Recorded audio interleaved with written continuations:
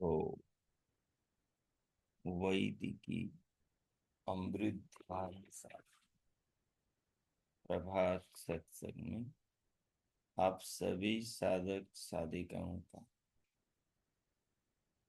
उपासक उपासिकाओं का हार्दिक स्वागत।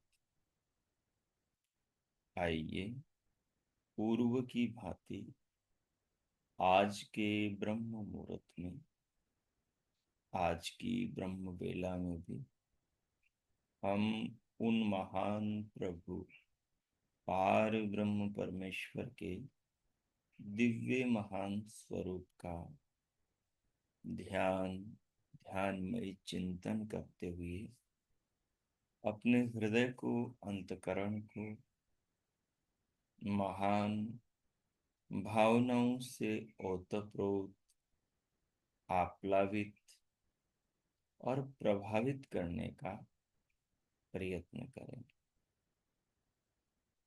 हृदय को, अंतकरण को ये भावनाएं पावन बनाती हैं, श्रेष्ठ बनाती हैं, उत्कृष्ट बनाती हैं।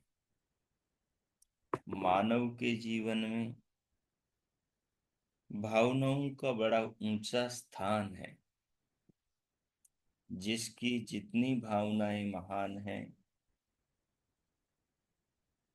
जिसका जितना हृदय महान है, उसकी आत्मा उतनी दिव्य है। जो भीतर से पवित्र, जो भीतर से महान, जो भीतर से शुद्ध है, जिसके भाव शुद्ध हैं, उसके विचार, उसकी दृष्टि, उसका परिवार भी उसके भावों के प्रभावों से बच नहीं पाता। इसलिए भावों को, संस्कारों को, अपने हृदय को ऊंचा उठाना बहुत आवश्यक है। यही सुख और शांति का राज है। जो अपने हृदय के विज्ञान को, अंतकरण के रहस्य को समझ लेता है जीवन में, वो अपने ही भीतर सुख और शांति के राज को पा जाता है। वो अपने ही भीतर संसार की बाह्य तपन से बचने का मार्ग खोज लेता है। वो सारे झंझटों को, सारी बाहर जगत की उलझनों को और लोगों के स्वार्थों से भरे व्यवहार को चीरता हुआ उसके पार सत्य के दर्शन करने लगता है। वो शरीर से ऊपर उठकर, वो सांसारिक वैभव से ऊपर उठकर, वो इंद्रियों के विकारों से, भोगों से, विषयों से ऊपर उठकर अंतकरण से सीधा वो आत्मा के चेतना के स्वरूप से जुड़कर जब अपने ही आप को चिंतन के दर्पण में देखने लगता है, अपनी चेतना को जो कि निर्विकार और निराकार है, जो कि अपरिवर्तनशील और शाश्वत है, जो कि अभेद्य, अछेद्य, अदाह्य, अक्लेद्य और अशोष्य है, जो अपने स्वरूप की दिव्यता को अंतर्मुखी होकर अंतकरण के दर्पण में ध्यान के द्वारा देख लेता है, वो संसार की तपन से, वो लोगों के व्यवहार के झुलसन से बच जाता है। इसी कला को शास्त्रों में भव सागर से पार होना कहा गया है। जो जितने समय के लिए इस कला को विकसित करके आत्मरंजन करता है, आत्मरति करता है, अर्थात अपने ही आत्मा के स्वरूप में रमण करता है, अपने स्वरूप में ही अपने आप में रहता है, वो उतने समय भवसागर से पार अपरिवर्तनशील अपने केवल स्वरूप का अनुभव करता है। ये स्थिति ध्यान से, चिंतन से, अपने आप को समझने से और जीवन की उथल पुथल को, संसार, शरीर, प्रकृति, उससे निर्मित वस्तुओं की परिवर्तनशीलता को अच्छे से जांच लेने के बाद में उत्कृष्ट चिंतन और योगाभ्यास करने वाले साधक की बनती है।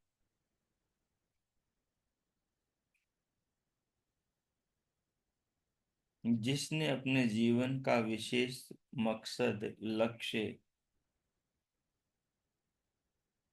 संसार को जानना और इससे ऊपर उठना बना रखा है, जिसने अपने जीवन का लक्ष्य पांचभौतिक जगत के उन सब पर्दों को गिराने का, उन सब पर्दों के पार अपरिवर्तनशील सत्य को देखने का बना रखा है, जो निरंतर इस काम में लगा रहता है। जैसे कोई प्याज का एक ऊपर का छिलका उतारते हैं, फिर उसके बाद दूसरा उतारते हैं, फिर उसके बाद तीसरा उतारते हैं, ऐसे क्रमशः एक एक छिलके को उतारते हुए अंत में उस प्याज के बीच की मिज्जी आ जाती, जो सब उन छिलकों के बीच में सुरक्षित है। उसको भी तोड़ते हैं तो एक आकाश मिलता है। ये जो संसार है,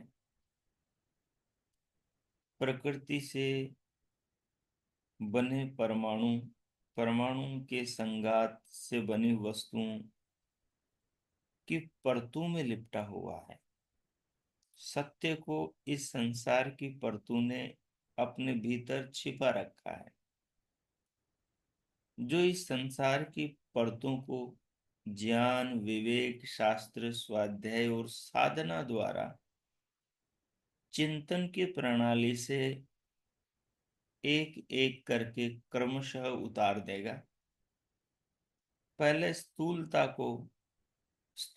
के छिलके को उतारेगा, फिर सूक्ष्मता के छिलके को, और उसके बीच बाद में पदार्थ के निज स्वरूप को जान लेगा।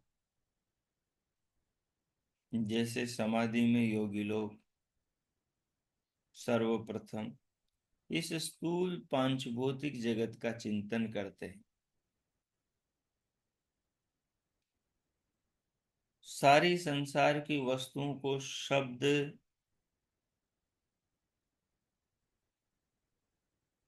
अर्थात नाम, नामी और ज्ञान, शब्द, अर्थ और ज्ञान, इन तीन भागों में बांट लेते हैं। हर वस्तु को, पृथ्वी को, जल को, अग्नि को, वायु को, आकाश को, और इन पांचों से मिलने वाली, पांचों से बनने वाली, पांचों से निर्मित संसार की वस्तु मात्र को, जो लगभग कुछ परिवर्तन के साथ एक ही प्रक्रिया से बनी है। जैसे मनुष्यों के शरीर, पशुओं के शरीर, पक्षियों के, कीड़े मकोड़ों के और वृक्षों के, एक ही प्रक्रिया से थोड़े परिवर्तन के साथ बने। तो जो इस प्रकार से शरीरों को जानता है, शब्द, अर्थ और ज्ञान की प्रणाली के द्वारा, शब्द वस्तु का नाम, वस्तु की संज्ञा, जिस संज्ञा के सहारे हम उस वस्तु को जानते हैं, वस्तु नामी है, और उस वस्तु को कहने वाला शब्द उसका नाम होता है। राम एक नाम है किसी व्यक्ति का, और वो व्यक्ति नामी है। राम शब्द किसी राम नामक वस्तु का वाचक है, और वो राम नामक वस्तु, व्यक्ति उस राम शब्द का वाच्य है। ये नाम संज्ञा है और वो वस्तु संजी है। अब उस वस्तु के जितने भी भाग हैं, विभाग हैं, अंग हैं, प्रत्यंग हैं, उन सब पर यही चीज लागू होती है। बहुत सारे पत्थरों से मिलकर एक पहाड़ बना है। इस पहाड़ एक शब्द है, और पहाड़ एक भौतिक वस्तु है। उस पहाड़ का एक भाग पत्थर एक नाम है, और पत्थर वस्तु है। किसी भी वस्तु से व्यवहार के लिए उसका नाम रखना होता है। संसार की वस्तुओं के नाम संसार को बनाने वाले ने रखे हैं, और मनुष्य की बनाई वस्तुओं के नाम बनाने वाले मनुष्यों ने रखे हैं। परमात्मा द्वारा, ईश्वर द्वारा, जगत सृष्टा द्वारा सृष्टि की वस्तुओं के जो नाम हैं, वो उसके द्वारा रखे हैं। जैसे हमारा नाम मनुष्य, फीमेल का नाम स्त्री, और मेल का नाम पुरुष है।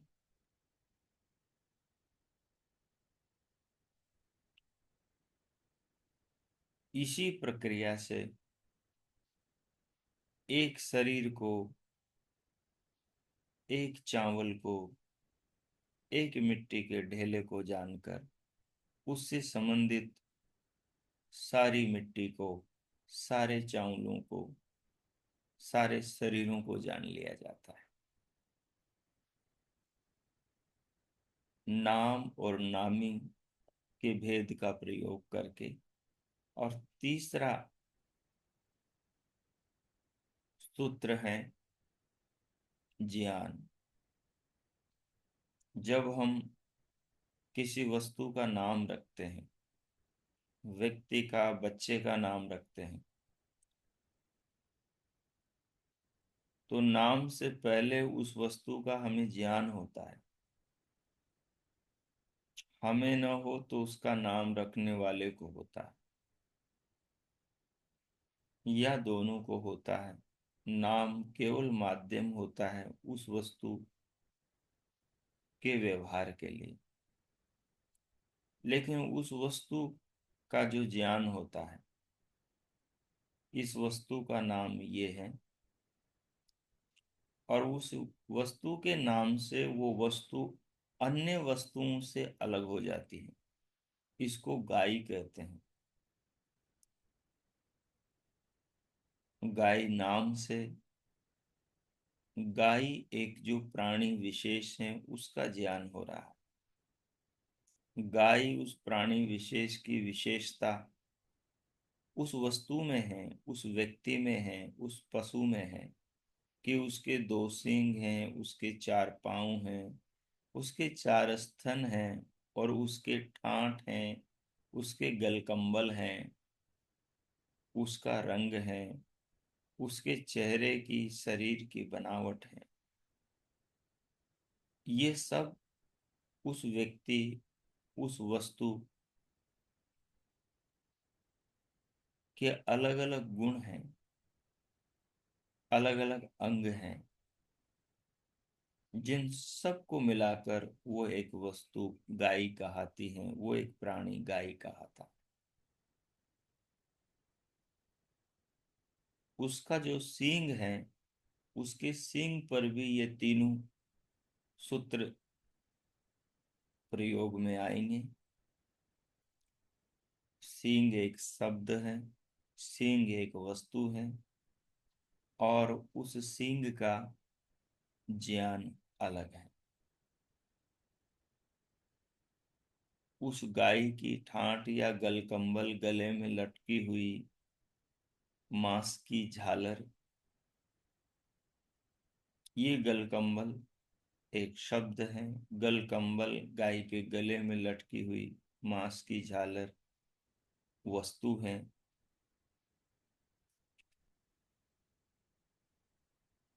और ये वस्तु ऐसी है, इसका ज्ञान उसको जानने वाले मस्तिष्क में है, जानने वाले व्यक्ति के दिमाग में है।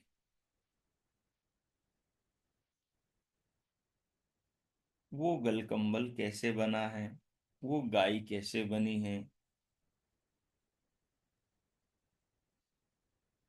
इसके रहस्य पर विचार करते हुए संसार में देखने से ज्ञान होता है कि पंचभूतों से बनी।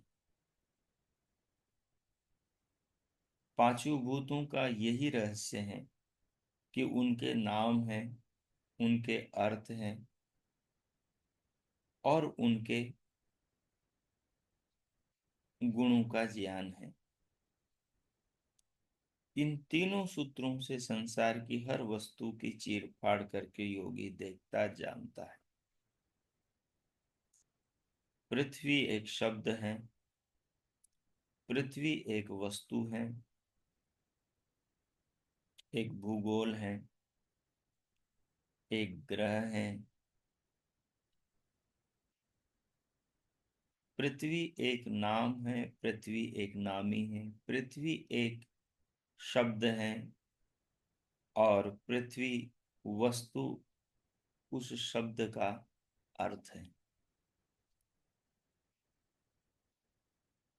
और वो जो पृथ्वी है वो क्या है, कैसी है, उसको देखने वाले को उसका ज्ञान होता है। वो गोल है, वो ऊपर से ठोस हैं, उसके ऊपर कहीं पहाड़ पर्वत नदियां सागर हैं।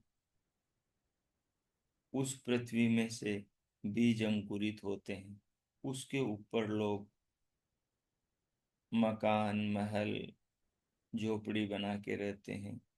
उस पृथ्वी के अंदर पानी है, लावा है, पारा है, शीशा है, लोहा है, चांदी है, तांबा है, पीतल है, सोना है, शीशा है। हर चीज शब्द अर्थ और ज्ञान इन तीन परतों में छिपी हुई है। जैसे प्याज परतों का ही एक संघात है, बहुत सारी परतें मिलकर प्याज को बनाती, केले के पेड़ को बनाती। ठीक उसी प्रकार से बहुत सारी चीजें मिलकर एक पृथ्वी नाम से कही जाने वाली भूगोल को बनाती। जब भूगोल में जाएंगे, पृथ्वी में जाएंगे, तो वहां बहुत सारी चीजें मिलेंगी। हर चीज पर, हर वस्तु पर, हर अणु पर ये सूत्र लागू होगा, शब्द अर्थ और ज्ञान का। जो इन तीन परतों को उतार उतार के वस्तुओं को देखेगा, उन वस्तुओं के स्वरूप का ज्ञान होगा। ये ज्ञान भवसागर से पार करने वाली नौका है। इस ज्ञान के द्वारा जो जितनी वस्तुओं को जानता चला जाएगा, समझो संसार के भवसागर से वो उतना पार होता चला गया, वो उतना आगे बढ़ता चला गया।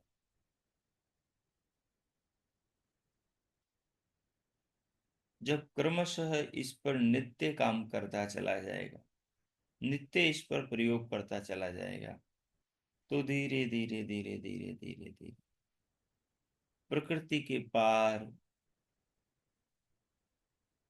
जड़ता के संसार के पार, जड़ तत्व के पार, इसके निर्माता, इसके सृजनकर्ता चेतन से मुलाकात करेगा,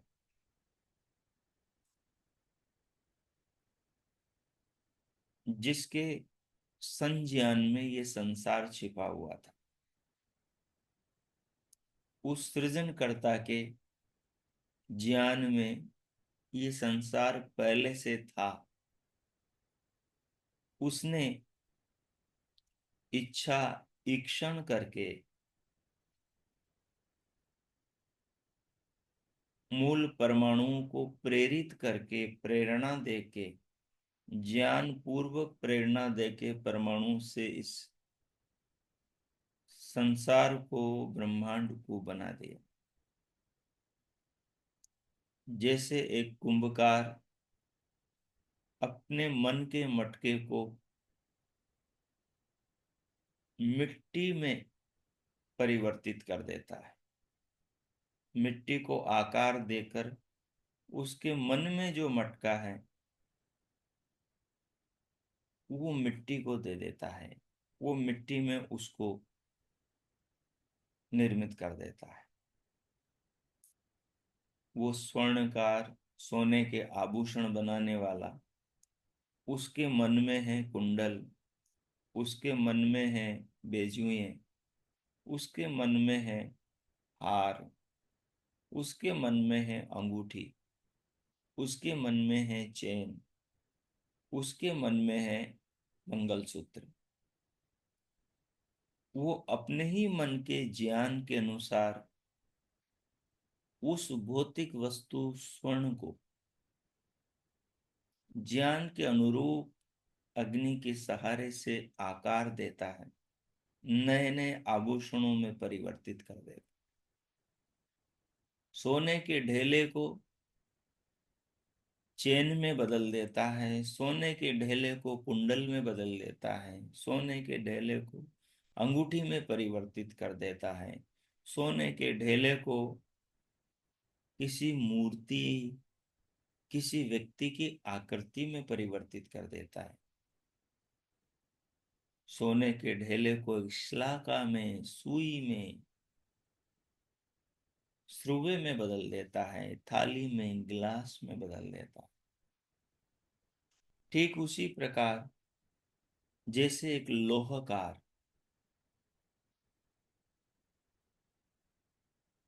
ठठेरे वाला लोहे से अलग अलग बर्तन बना देता है, उसके दिमाग में, उसके संज्ञान में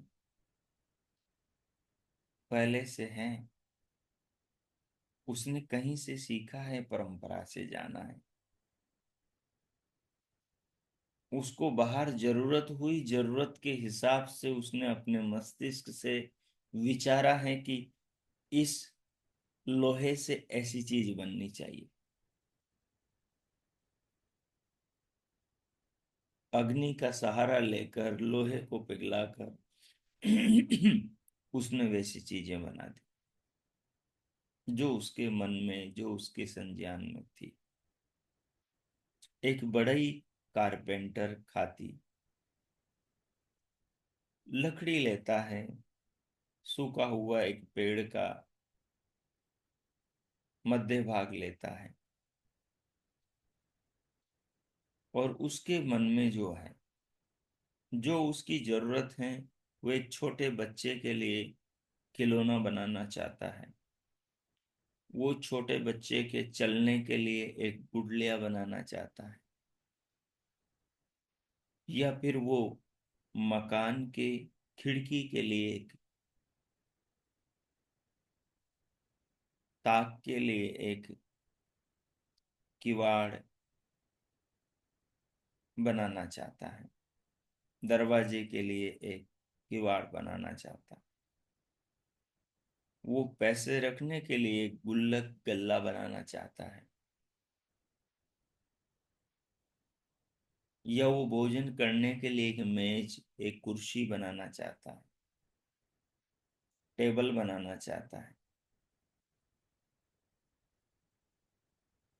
या फिर वो सब्जी हिलाने के लिए एक लकड़ी का चाटू बनाना चाहता है, चमचा बनाना चाहता है। जो उसकी आवश्यकता है, लकड़ी को वो उस रूप में ढालता है, अनावश्यक लकड़ी को हटाकर उसमें से वो आकृति निकालता है। बहुत सारे धागे वाला उन धागों को लेकर तंतुवाय, जुलाहा, बजाज, कपड़े बुनने वाला धागों से वस्त्र बुनता है, धागों को जोड़ जोड़ करके कपड़ा बना देता है, स्वेटर बना देता है, कमीज बना देता है, कुर्ता बना देता है, धागों को जोड़ जोड़ करके सोल बना देता है, टोपी बना देता है। कुशल गृहिणी रसोई घर से अलग अलग चीजों को लेकर,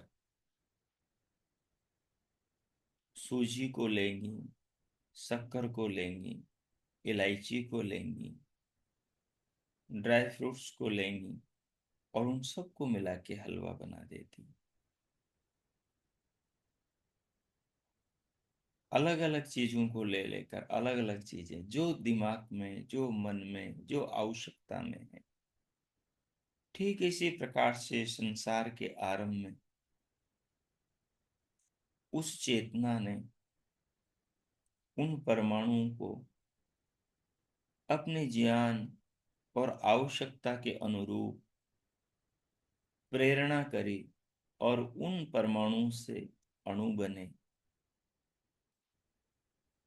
उन परमाणु से महतत्व बना, उन परमाणु से चित्त बना, उन परमाणु से बुद्धि बनी, उन परमाणु से अहंकार बना, उन परमाणु से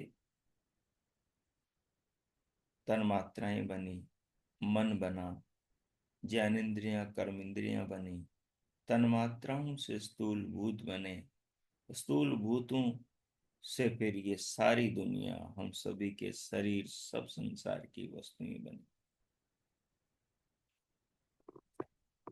शब्द, अर्थ और ज्ञान, इन तीन के द्वारा हर संसार की वस्तु को चिंतन की प्रक्रिया से प्याज के छिलकों की तरह समझता हुआ दूर हटाता जाता है और मूल तत्व तक, जड़ में छिपे चेतन तक पहुंच जाता है और भवसागर से पार हो जाता है, भवसागर से पार हो जाता है। लेकिन इस साधना के शिखर तक, इस यात्रा, इस गंतव्य के मूल उद्देश्य को तभी पूरा कर पाता है जब इस साधना में, जब इस यात्रा में निरंतरता बनी रहती।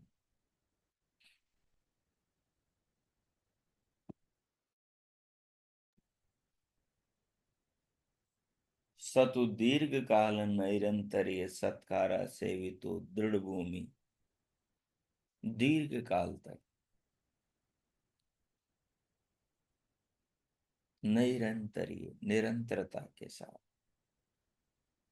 सत्कारा सेवितो दृढ़ भूमि, श्रद्धा पूर्वक, विश्वास पूर्वक, अग्रिम पूर्वज ऋषि वचनों और ईश्वर की वेद विद्या के प्रमाण को स्वीकार, विश्वास उस पर रखता हो, जो निरंतरता के साथ आगे बढ़ता है, क्रमशः उन्नति के सोपानों को, सीढ़ियों को चढ़ता है, वो शिखर पर पहुंच जाता है, वो मुक्ति के द्वार में प्रवेश करता है, वो जड़ के पार चेतना के शाश्वत अपरिवर्तनशील निराकार निर्विकार स्वरूप में, कैवल्य में प्रवेश कर जाता है और बंधनों से मुक्त होकर परम आनंद को अनुभव करता है। ये भवसागर से पार होने की प्रक्रिया है। इसका विस्तार इस यात्रा को सुगम बनाने के लिए ऋषियों ने अलग अलग ढंग से किया है। उनके अनुभव, उनके शास्त्रों में सूत्रों के रूप में, श्लोकों के रूप में बिखरे हुए हैं। उन मोतियों को चुपकर जो उपासक उनकी माला बुनता है और उस माला को फिर, उस माला के एक एक मणके को, एक एक सूत्र को फेरता है, यानी मन से उस माला के मनकों पर मनन करता है और मनन के द्वारा, श्रवण के बाद उस पर मनन करता है, मनन के द्वारा निदिध्यासन, अपनी स्थिति को जांचता है। वो चिंतन के द्वारा, आचरण के द्वारा कौन सी क्लास में पहुंचा, अभी वो नर्सरी में है, अभी वो पहली कक्षा में है, या दूसरी में पहुंच गया, दूसरी से तीसरी में पहुंचा कि नहीं, तीसरी से चौथी में पहुंचा कि नहीं। क्रमशः एक के बाद दूसरी सीढ़ी चढ़ता जाता और आगे बढ़ता जाता।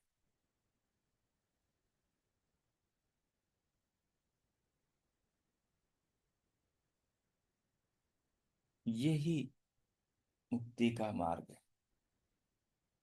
यही वो प्रक्रिया है जिस पर ब्रह्मांड के रहस्यों को जानने वाले ऋषियों ने अपने अनुभवों को बिखेरा है, बताया है।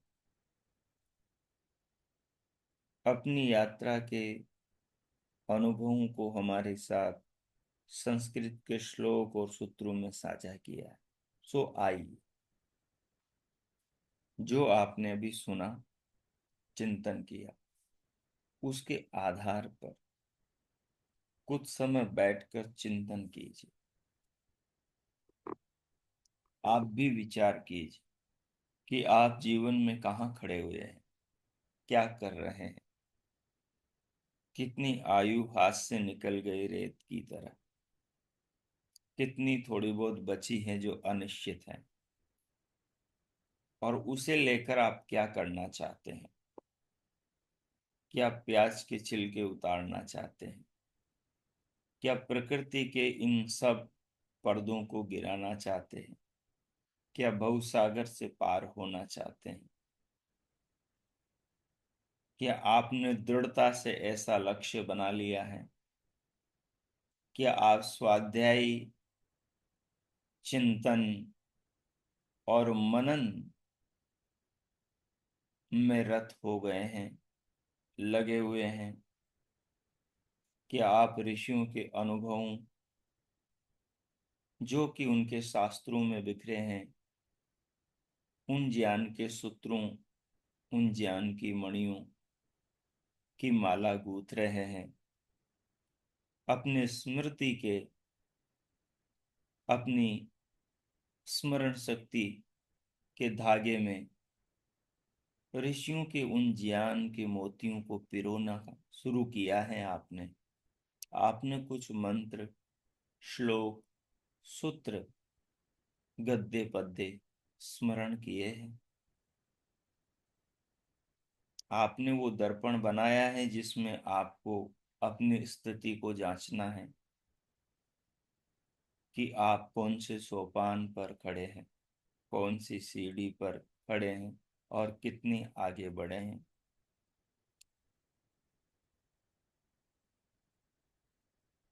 क्या आपने ये निश्चय कर लिया है कि संसार का कुछ भी साथ में नहीं चलना है, सब यहीं का यहीं छूट जाना है? जड़ वस्तुओं ने जो आकार विधाता ईश्वर के व्यवस्था से ले रखा है, ये सब आकार समय के साथ में एक दिन वापस अपनी पूर्व अवस्था में नष्ट होकर पहुंच जाएंगे। ये सब पंचभूतों से बनी वस्तुएं जो हमारे लिए आकर्षण का केंद्र बनी है, जो हमारे अंदर कामनाएं और वासनाएं पैदा करती हैं, जो हमें गिराती हैं, हमारे अंदर नाना प्रकार की इच्छाएं, ऐशनाएं पैदा करती हैं, ये सब यहीं रहेंगी या ये सब बदल जाएंगी या ये सब नष्ट हो जाएंगी? पंचभूतों से बनी हर वस्तु, चाहे संसार में कितनी ही कीमती, अनमोल हो, सब माटी में मिलकर माटी हो जाएगी। इन सब वस्तुओं का मूल्य, इनका महत्व चेतना के लिए है, लेकिन इनकी दौड़ में चेतना खो गई। चेतना ने चेतना को, स्वयं ने स्वयं को नहीं जाना, और बस केवल संसार के झोंकों में इधर से उधर चेतना भटकती रही, वृत्तियों में, विचारों में, आकर्षणों में, भोगों में, इंद्रियों के प्रलोभनों में और इंद्रियों के सुखों में। तो फिर क्या पाया, क्या साथ में जाएगा, इस जीवन का क्या फल मिला? इन सब बातों को विचारना है, सार निकालना है, सारांश निकालना है, और फिर प्रगति के पथ पर चलने के लिए स्वयं को संकल्पबद्ध करना है। यही ब्रह्म का, यही मुक्ति का, यही शाश्वत शांति का, यही परम आनंद का मार्ग है, और उसकी प्रक्रिया यही है। उसकी शुरुआत उसकी पहली सीढ़ी भगवान की वाणी वेद। उस वाणी को सुनकर उसके अनुसार लक्ष्य को प्राप्त करने वाले पूर्वजों के अनुभवों के ज्ञान के मोतियों की मालाएं, उनके वो ग्रंथ हैं। वो पहली सीढ़ी है साधना की। उन शास्त्रों को सुनना, उन शास्त्रों को पढ़ना, उन शास्त्रों पर चिंतन मनन करना, ये साधना की पहली सीढ़ी है।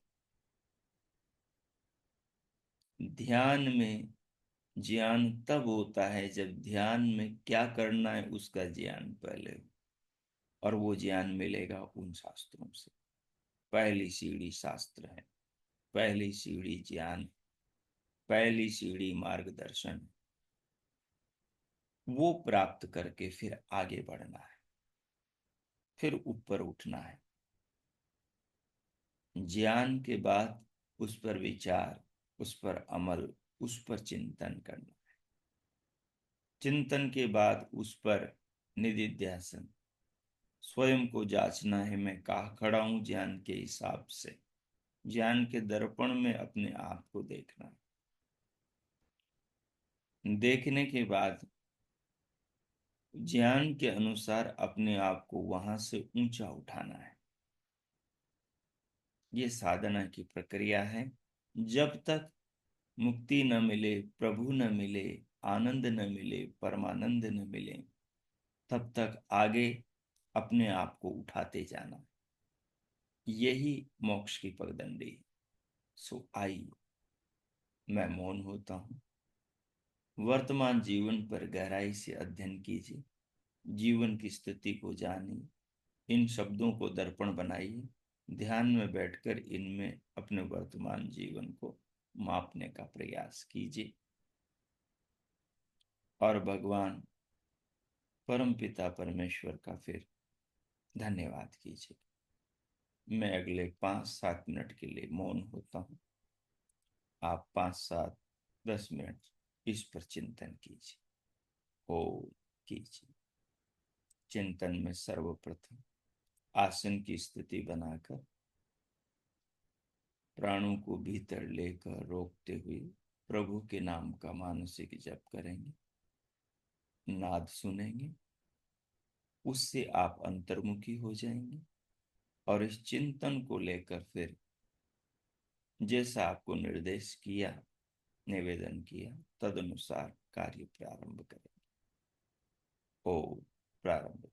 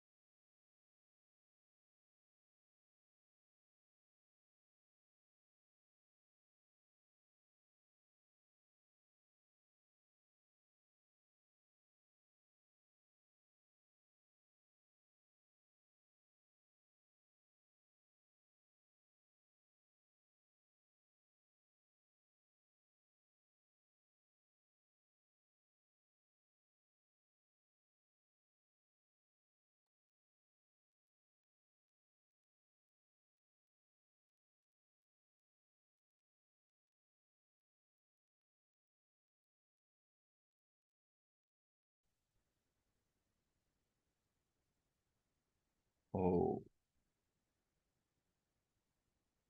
ओ। इस प्रकार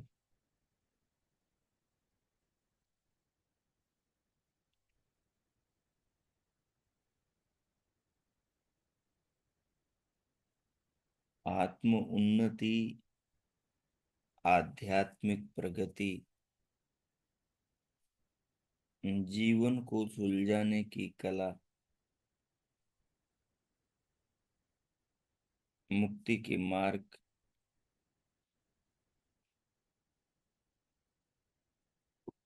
संसार के दुखों से, संसार की समस्याओं से,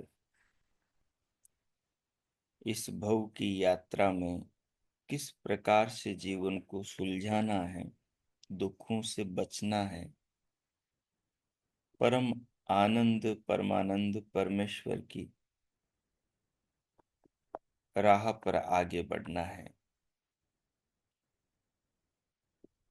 जन्म मरण, दुख सुख, रोग वियोग, शोक, इन सब द्वंद्वों से मुक्ति पाना है।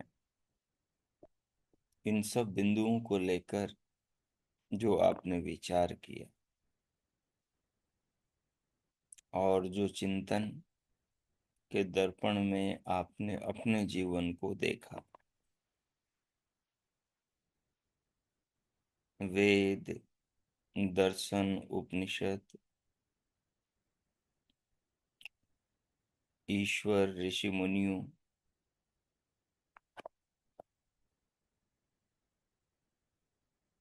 के ज्ञान के दर्पण में अपने आप को देखने के बाद में क्या संकल्प, क्या अवधारणा, क्या भावनाएं बनी, उन सब बातों को, उन सब भावों को अपने व्यवहारिक जीवन में भी उतारना। केवल ये अभी जो ध्यान में बैठकर हमने विचार किया, ये तो साधना का प्रथम सोपान है। ये तो यात्रा की शुरुआत है। ये तो आरंभ है।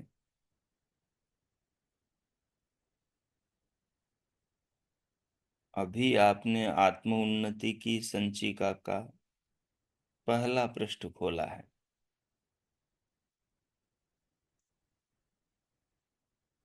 आपने सोचा है, विचारा है, जीवन को देखा है, जीवन की वर्तमान स्थिति को जांचा है कि हम कहाँ खड़े हैं, अब तक क्या पाया है, क्या क्या खो दिया है, जो पाया है क्या उससे बंधनों से छूट सकेंगे, क्या उससे दुखों के बंधन काटे जा सकेंगे, क्या उससे जन्म मरण रूपी दुखों से बचा जा सकेगा। जो आपने पर्याप्त पूर्व चिंतन के अनुसार अपने आप को जांच लिया है और जो संकल्प किया है, उस संकल्प को टूटने नहीं देना, उस पर चलना है। ऋषि मुनियों के, ईश्वर के, वेद उपनिषद दर्शन आदि ज्ञान के सूत्रों को, उनकी मणियों को अपने संकल्पों के धागों में पिरोना है और उनका मनन करना है और तदनुसार जीवन जीने का प्रयत्न करना है। निरंतरता के साथ श्रद्धा पूर्वक साधना के मार्ग पर आगे बढ़ना है। इन्हीं भावों के साथ परमात्मा से सबके लिए मंगल कामना करते हुए अब हम आज के ध्यान प्रयोग को यहीं विराम देंगे।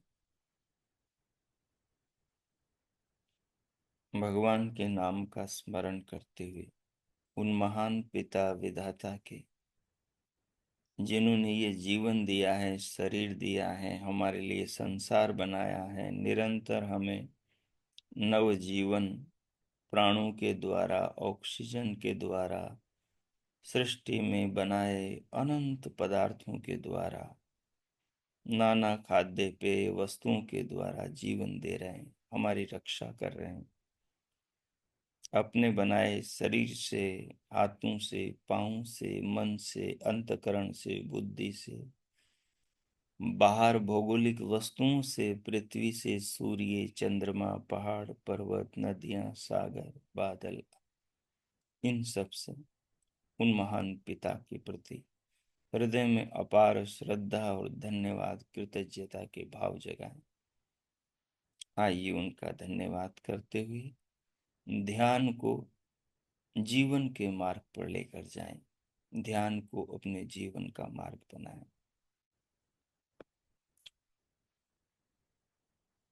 ओ,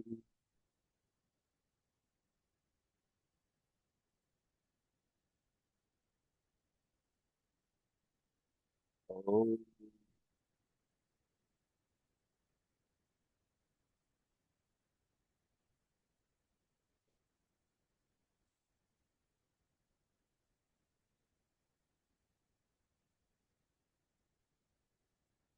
शांति, शांति, शांति।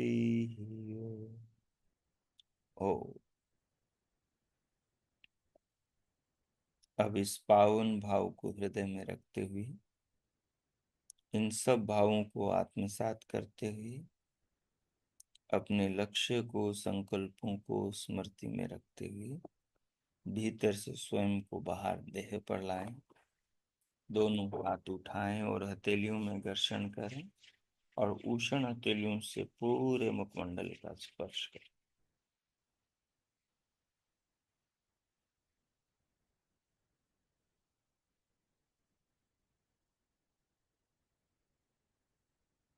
अनुभव करते हुए उंगलियों के मध्य से पलकें खोलें और फिर भीतर से बाहर आ जाएं। ओ,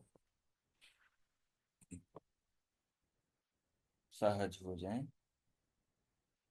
अब आपने किन्हीं को कुछ पूछना हो तो पूछ सकते हैं, उनका स्वागत है। ओ।